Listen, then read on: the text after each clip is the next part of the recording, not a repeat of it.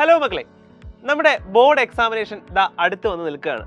നമ്മുടെ class 12 CBSE ബയോളജിയുടെ question പേപ്പറിൽ ഏതൊക്കെ സെക്ഷനിൽ നിന്നായിരിക്കും കൂടുതൽ ക്വസ്റ്റ്യൻസ് ചോദിക്കുക, ഏത് ചാപ്റ്റേഴ്സിൽ നിന്നാണ് കൂടുതൽ മാർക്കിന് നമുക്ക് കോൺട്രിബ്യൂഷൻ വരിക എന്നൊക്കെയുള്ള ഡൗട്ട്സ് ചിലപ്പോൾ നിങ്ങൾക്ക് ഉണ്ടാകാം.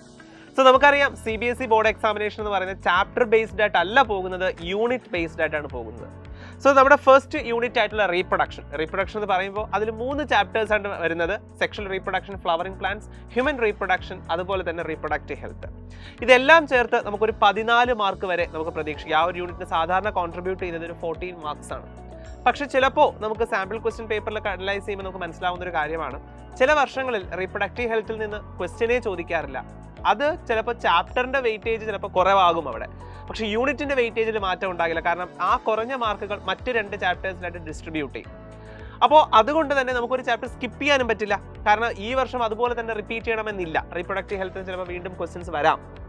എന്തായാലും ഓൾ ടുഗദർ അതിൽ നിന്നൊരു 14 മാർക്ക് നിങ്ങൾക്ക് എക്സ്പെക്ട് ചെയ്യാം.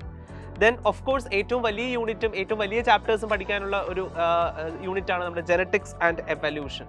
സോ അതിനകത്താണ് നമ്മുടെ principles of inheritance and variation എന്ന് പറയുന്ന വലിയ ചാപ്റ്റർ, മോളിക്കുലാർ ബേസിസ് എന്ന് പറയുന്ന വലുതും അതുപോലെ തന്നെ കട്ടിയുമായിട്ടുള്ള ഡിഫിക്കൽട്ടി ഉള്ളൊരു ചാപ്റ്റർ ആണ്, അതുപോലെ തന്നെ എവല്യൂഷനും. സോ ഈ 3 ചാപ്റ്റേഴ്സും കൂടി ചേർന്ന് കോൺട്രിബ്യൂട്ട് ചെയ്യുന്നത് 18 മാർക്സ് ആണ്. അതായത് ഔട്ട് ഓഫ് 70 ഏകദേശം ഒരു 20 മാർക്സ് വരെ നമുക്ക് ഈ ഒരു ഒറ്റ യൂണിറ്റിൽ നിന്ന് നമുക്ക് സ്കോർ ചെയ്യാനായിട്ട് സാധിക്കും. Then biology in human welfare എന്ന് പറയുമ്പോൾ നമ്മുടെ മൈക്രോബ്സ് ഇൻ ഹ്യൂമൻ വെൽഫെയറും ഹ്യൂമൻ ഹെൽത്ത് ആൻഡ് ഡിസീസ് ഒക്കെ വരുന്ന ചാപ്റ്റർ ആണ്. അതിൽ നിന്നൊരു 14 മാർക്സും. Then biotechnology and its application 2 chapters ആണ്. ഇത് രണ്ടും കൂടി ചേർത്തുകൊണ്ട് ഒരു 10 മാർക്സ് ആയിരിക്കും നിങ്ങൾക്ക് വരിക.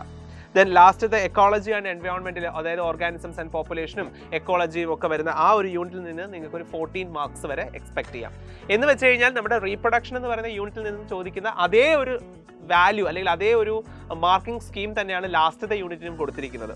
അപ്പോൾ ഇതിൽ ഏറ്റവും വലിയ യൂണിറ്റും ഏറ്റവും കൂടുതൽ മാർക്ക് നിങ്ങൾക്ക് തരുന്ന യൂണിറ്റ് എന്ന് പറയുന്നത് ഓഫ് കോഴ്സ് നമ്മുടെ ജെനറ്റിക്സും എവല്യൂഷനും തന്നെയാണ്.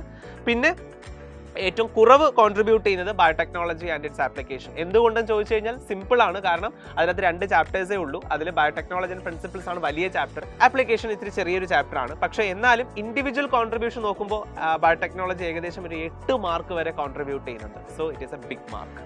സോ ഈ രീതിയിൽ കാര്യങ്ങൾ മനസ്സിലാക്കി വേണം നമ്മൾ എന്ത് ചെയ്യേണ്ടത്, ഓരോ ചാപ്റ്ററും ഫൈനലി പഠിച്ച് തീർക്കേണ്ടത്. സോ ഈ രീതിയിലുള്ള ക്വസ്റ്റ്യൻസ് ആയിരിക്കും നിങ്ങൾക്ക് എക്സാമിന് ചോദിക്കുക. അതിന് വേണ്ടിയിട്ടാണ് നിങ്ങൾ പ്രിപ്പറേഷൻസ് മുന്നോട്ട് പോകേണ്ടത്. ഇനി പ്രിപ്പറേഷൻ നല്ല രീതിയിൽ നിങ്ങൾക്ക് മുന്നോട്ട് പോകുന്നില്ല എന്നുണ്ടെങ്കിൽ ഒരു പേടിയും വേണ്ട, നമുക്ക് നേരെ നിങ്ങൾ വരിക. നമ്മുടെ എൻ ഗെയിം ബാച്ച് ഓപ്പൺ ആണ്, നിങ്ങൾക്ക് അതിലേക്ക് ജോയിൻ ചെയ്യാം. നമുക്ക് കിടിലമായിട്ട് ബോർഡ് എക്സാമിന് വേണ്ടി പ്രിപ്പയർ ചെയ്യാം. അപ്പോൾ എല്ലാവർക്കും ഓൾ ദി ബെസ്റ്റ്.